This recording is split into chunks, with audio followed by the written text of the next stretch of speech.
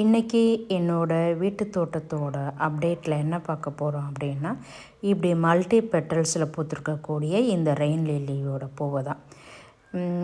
இதை ஏன் இவ்வளோ முக்கியத்துவம் கொடுத்து இதை காமிக்கிறேன் அப்படின்னா, இதை பல்பு வச்சதோடு சரி, இதை நான் அப்படியே மறந்துட்டேன். வளர்ந்துச்சா வளரல எதுவுமே எனக்கு தெரியல. ஏன் தெரியல அப்படின்னா, இதை தெரியாமல் பண்ணினது இந்த பின்னாடி இருக்காங்களே இந்த 2 தடிமாடுக தான். இவங்களோட வளர்ந்துட்டே போயிட்டாங்க. இது ரெயின் லில்லி வளர்ந்தது எனக்கு தெரியவே இல்லை. இது கூட 2 இது வேறு வச்சேன், கேக்டஸ் வேறு வச்சேன். அதுவும் என்னாச்சுன்னே தெரியல. இப்போ தான் பார்த்தா அவங்க உள்ள பாவம் போல் இருக்காங்க. இவங்க இப்படி ஓவராக வளர்ந்து இந்த தொட்டியவே டாமினேட் பண்ணிட்டாங்க.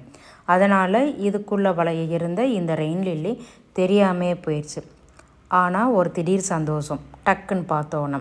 அப்படி தான் இந்த ரெயின் லில்லி அப்பப்போ நமக்கு பூக்கள் கொடுத்து சந்தோஷப்படுத்திடுவாங்க.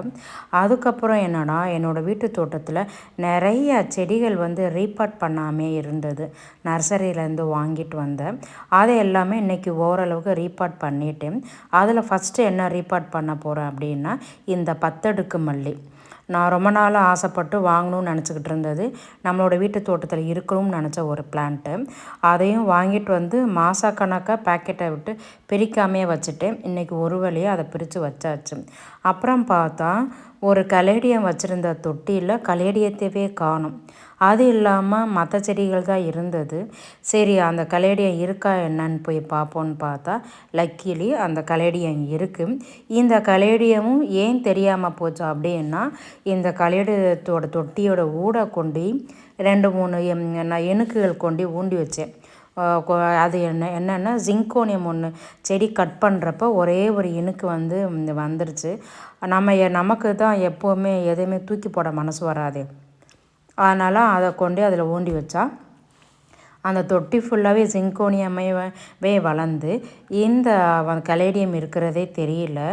ஐயோ, இது என்னோட இந்த கலேடியம் ரொம்ப ஆசைப்பட்டு வாங்கினோமே, கொஞ்சம் காஸ்ட்லியும் கூடவே அப்படின்னு சொல்லிட்டு அப்புறம் இந்த ஜிங்கோனியத்தை எடுத்து வேற ஒரு தொட்டியில் எடுத்து நம்ம மாற்றி வச்சிரோம்னு சொல்லிட்டு அந்த ஜிங்கோனியத்தை எடுத்துட்டேன். நல்லா கொடி ஓடி இருந்துச்சுங்க. நல்ல ஹெல்த்தியாக சூப்பராகவே இருந்தது. இந்த ஜிங்கோனியத்தை இப்போ என்னோடய இன்டோரில் கொண்டு வந்து வைக்க போகிறேன். அதாவது இன்டோரில் பெரும்பாலும் வந்துரும்னு நினைக்கிறேன், பார்ப்போம்.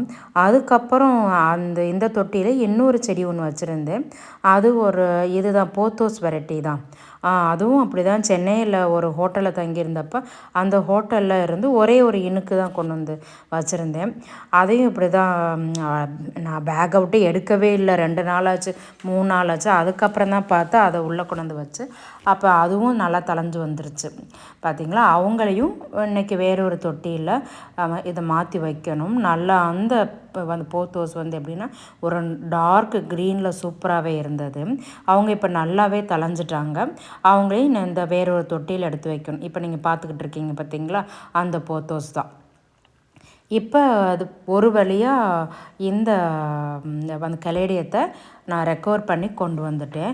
இந்த கலேடியத்தோட தொட்டியை சுற்றியும் இந்த ரெயின் லில்லியோட சீடு அப்பப்போ கிடைக்கும் இல்லையா, அதை பத்திரப்படுத்தி வைக்கிறது இல்லை. டக்குன்னு ஏதாவது ஒரு தொட்டியில் போட்டு விட்டு வந்துடுறது.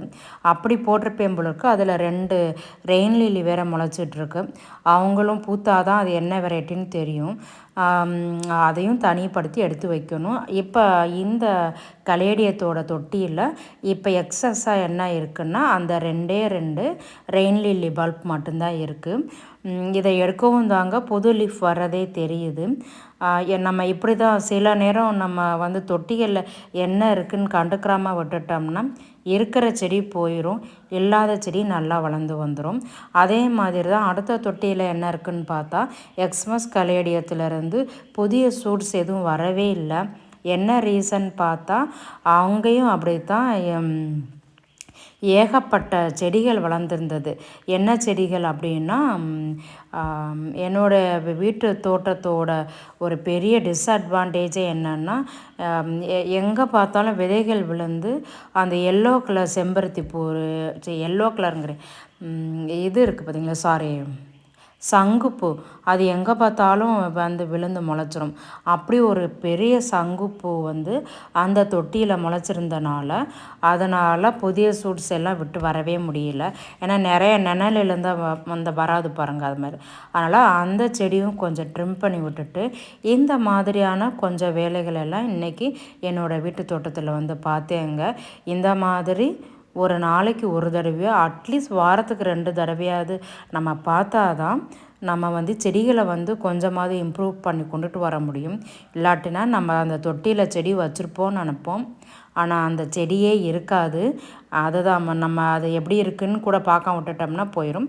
அடுத்து ஒரு வந்து பிளான்ட்டை ரீபார்ட் பண்ணி வச்சுருக்கேன். அது என்ன பிளான்ட்டுன்னா இந்த பெட்டூனியா தான். அவங்களே ரீபார்ட் பண்ணி வச்சாச்சு. தேங்க்யூ.